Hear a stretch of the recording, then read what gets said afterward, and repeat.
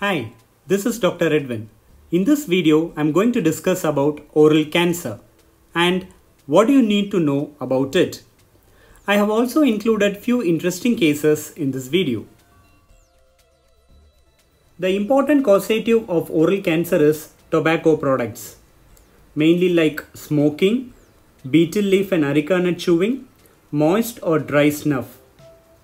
Apart from the tobacco habits, sharp tooth and spicy food also plays a very important role in provoking the formation of oral cancer. Apart from tobacco chewing habit, if patient has the habit of alcohol consumption or any chronic debilitating diseases, it can act as a synergistic effect in formation of oral cancer. Some individuals develop oral cancer even without the habit of tobacco chewing or smoking or alcohol consumption. In such cases, family history plays a very important role.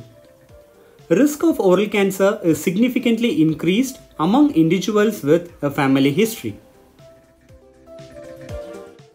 Do cancer always have to look big and scary?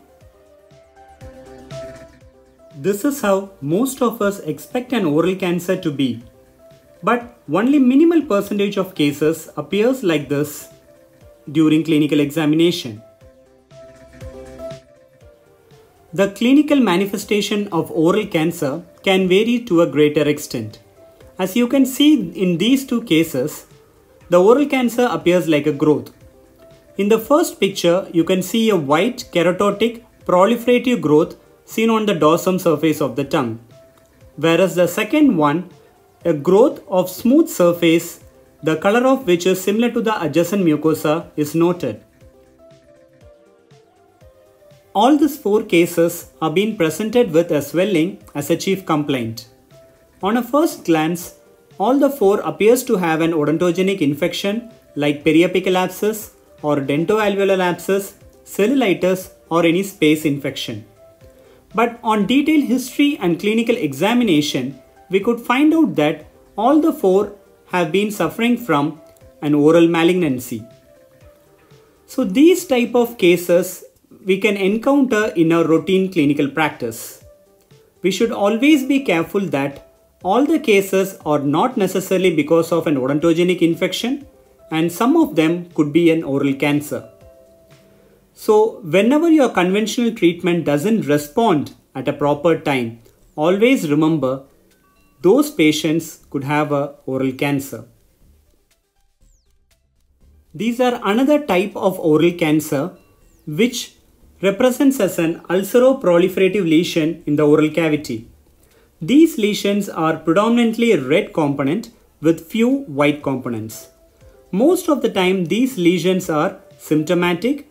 Patient will be having severe pain or burning sensation.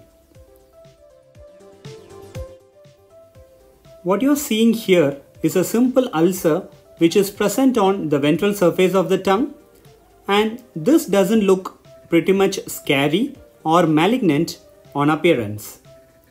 This lesion arises mainly because of a sharp tooth which is present on the lower posterior portion of the mandible, and patient had mild pain in that particular region. We gave topical anesthetic and antiseptic medication for around 2 weeks, but to our surprise the lesion doesn't subside. On suspecting a malignant changes, we took a biopsy and it turned to be a malignant ulcer. So this is one type of lesion where both the dentist as well as the patient doesn't expect it to be a malignant condition. So always care should be taken that even a simple representation of an ulcer which doesn't heal on time can be a malignant ulcer. This is a case of malignant melanoma, a very rare type of oral cancer which can affect any type of individuals without any tobacco habits or any other deleterious habits. This is one of the most fast spreading malignant lesion which kills the patient without giving much of a time. In this case, as you can see, the only clinical presentation is a discoloration which you can see in the anterior-most portion of the gingiva. So such type of clinical presentation can easily go missed without getting much of our attention. So whenever you see a hyperpigmentation in the patient's oral cavity, always make sure whether it is belong to a physiological pigmentation or a drug-induced pigmentation, or whether it is present from the beginning, or whether it appears all of a sudden, or whether it spreads rapidly. So any information from the patient regarding this can help us to diagnose whether it could be a malignant melanoma or a physiological pigmentations. Whenever in doubt, a biopsy will help us to identify the condition. There are certain cases in which patient complains of pain in a particular region, but on clinical examination, there won't be any positive findings on the soft tissue. Sometimes patient might have a mobile tooth associated with that, but sometimes even not. So in such cases, if you take a radiograph, most of the cases will have a rarefying lesion or a destructive lesion within the bone. And these destructions denotes an intraosseous carcinoma or a bone metastasis of a tumor elsewhere in the body. So care should be taken that whenever there is no clinical finding but patient complains of pain, radiograph has to be taken to evaluate the quality of bone.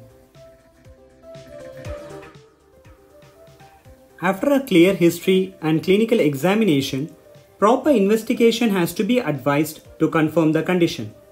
It includes blood routine, peripheral blood smear, and radiographic investigations like OPG, CBCT, USG, CT, MRI or PET scan, and finally FNAC or biopsy. So these informations can be collected, and when it is correlating with the chief complaint, we can come to a conclusion whether it is a malignant disorder or any benign conditions. After diagnosing the case, it should be classified properly. It should be categorized as whether it is a soft tissue lesion or a hard tissue lesion, whether it arises as such as a malignant condition or it arises from any pre-malignant lesion or a disorder, whether it is a primary lesion or a metastasis, and what stage it is at present. So once you classify these things properly, then it will be more easier for us to do the treatment planning, to indicate the prognosis of the condition, and to evaluate the end results and exchange the information with our fellow specialists, and to continue the investigation and do a proper treatment for the patient. And finally, management includes three options. One is surgical removal of the lesion, radiotherapy or chemotherapy. It is mainly decided on the size of the lesion, the extent of the lesion, and the site where it is present. If it is in the accessible area and if the size is smaller, or if we could diagnose the lesion in a very early stage, a surgical removal of the lesion alone is pretty much enough to eradicate the oral cancer.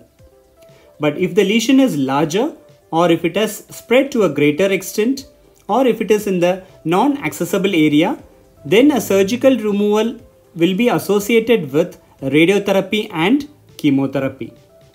In some cases, if the lesion has spread to a greater extent, only radiotherapy and chemotherapy will be given and patient will be under palliative therapy.